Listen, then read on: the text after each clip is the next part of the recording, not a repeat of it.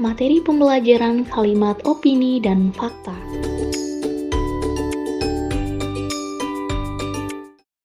Pengertian fakta. Fakta berasal dari bahasa Latin yaitu factus, ialah segala sesuatu yang tertangkap oleh indera manusia atau data keadaan nyata yang terbukti dan telah menjadi kenyataan. Fakta dapat diperoleh melalui suatu pengamatan terhadap suatu objek atau peristiwa tertentu. Selain itu, fakta juga merupakan kalimat yang di dalamnya mengandung hal atau peristiwa yang benar-benar ada atau terjadi. Kalimat yang tidak dibuat-buat atau mengada-ngada. Kalimat yang berisi fakta merupakan kalimat yang ditulis berdasarkan kenyataan, peristiwa, suasana yang benar-benar terjadi, dan bersifat objektif. Ciri-ciri kalimat fakta. Pertama, ada data akurat, kemudian bersifat objektif, tidak dipengaruhi oleh emosi, preferensi, atau kepentingan seseorang, lalu telah benar-benar terjadi dan dapat dibuktikan kebenarannya. Contoh kalimat fakta. Seiring dengan penemuan partikel subatom seperti neutrino yang memiliki massa sangat kecil, ilmu fisika kuantum mengungkap kompleksitas struktur dasar alam semesta yang tidak hanya menantang intuisi kita, tetapi juga memberikan fondasi untuk teknologi maju seperti komputer kuantum. Menurut penelitian terbaru yang dipublikasikan dalam Journal of Clinical Psychology, terapi kognitif perilaku online telah terbukti efektif dalam mengurangi tingkat kecemasan dan depresi pada pasien yang mengalami gangguan mental ringan hingga sedang. Hasil uji klinis fase 3 untuk vaksin COVID-19 menunjukkan tingkat keefektifan yang signifikan dalam mencegah infeksi dan gejala parah, memberikan keyakinan akan kemajuan besar dalam upaya global untuk mengatasi pandemi ini melalui vaksinasi massal. Move on dengan kalimat fakta, yuk kita beralih ke materi selanjutnya, yaitu kalimat opini. Opini adalah tanggapan, pendapat, pernyataan, pola pikir, dan pengetahuan seseorang terhadap fenomena yang terjadi yang memerlukan fakta-fakta untuk memperkuat opini tersebut.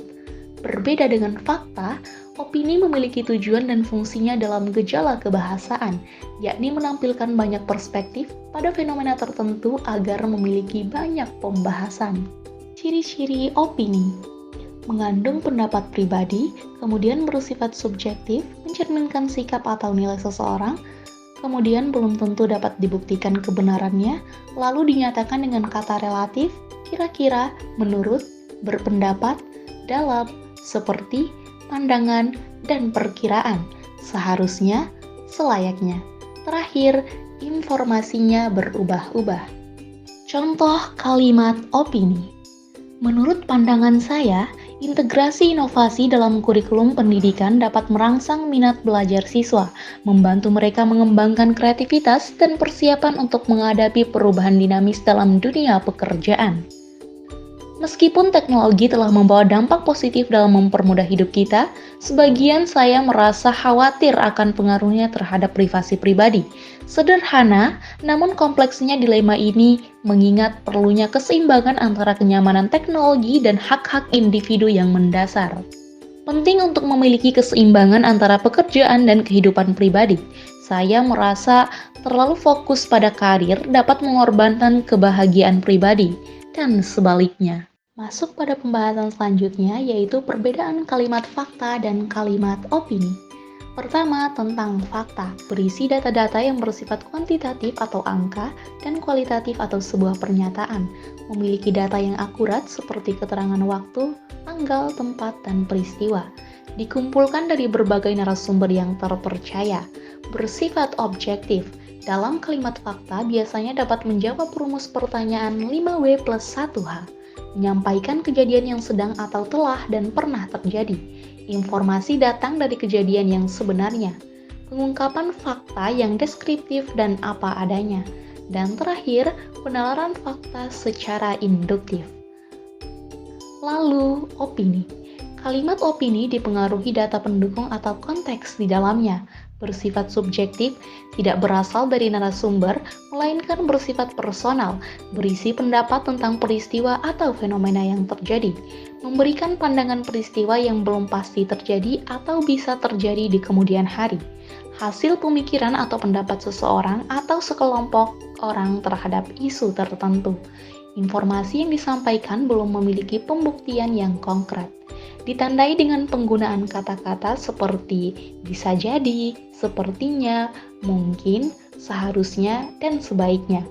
Opini biasanya diungkapkan secara argumentatif dan persuasif.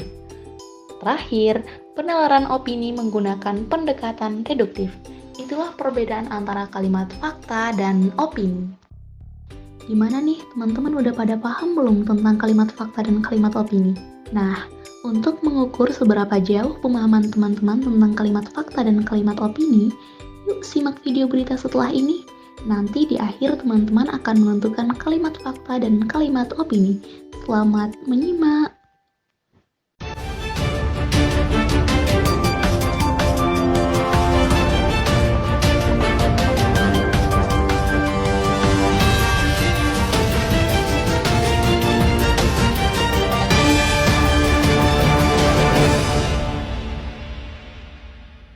Selamat pagi pemirsa, kembali lagi bersama saya Uni Ramadhani dan rekan saya Kaila Nuranisa. Selama 30 menit ke depan kami akan membersamai Anda di Liputan 6 Pagi.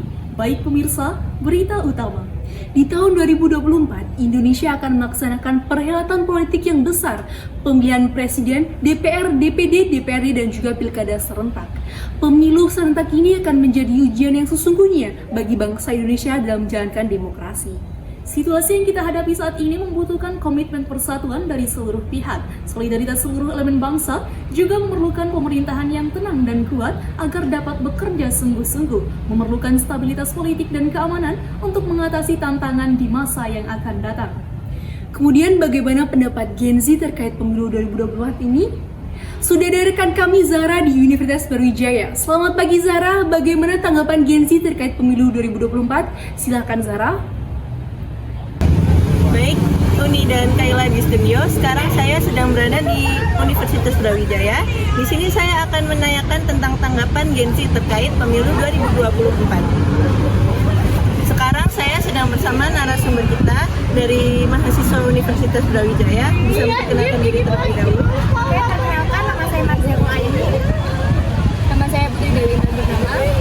Baik, untuk dari kalian berdua ini, bagaimana tanggapan kalian terkait pemilu 2024 dari capres ataupun dari cawapres? Kalau menurut saya sangat menarik ya pilpres kali ini, apalagi ini tahun pertama saya mencoblos. Jadi dan banyak sekali yang memperdebatkan antara cawapresnya, apalagi di sosial media dan membuat pilpres tahun ini menjadi lebih menarik. Kalau menurut saya sendiri pilpres tahun ini cukup menegangkan ya, apalagi capres dan cawapresnya itu hebat-hebat. Ditambah lagi ini adalah tahun pertama saya mencoblos, terperbolehkan mencoblos.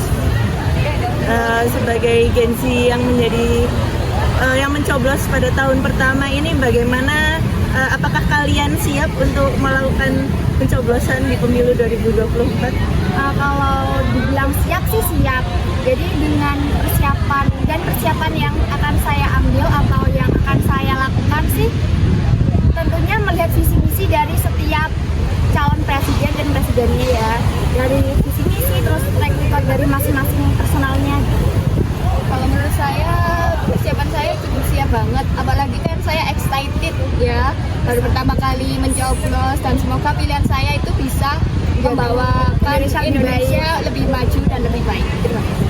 Baik, itu tadi adalah tanggapan Gen Z terkait pemilu 2024. Saya kembalikan ke Uni dan Kaila di studio. Baik, terima kasih Zara atas laporannya. Itulah pemirsa, tanggapan serta antusiasme generasi dalam menghadapi pemilu 2024 hingga melakukan persiapan di jauh-jauh hari. Yap, betul sekali Kaila. Sekian berita utama hari ini. Saya Uni Ramadhani bersama dengan rekan saya Ranisa. Pamit undur diri, sampai jumpa dan salam pemilu 2024.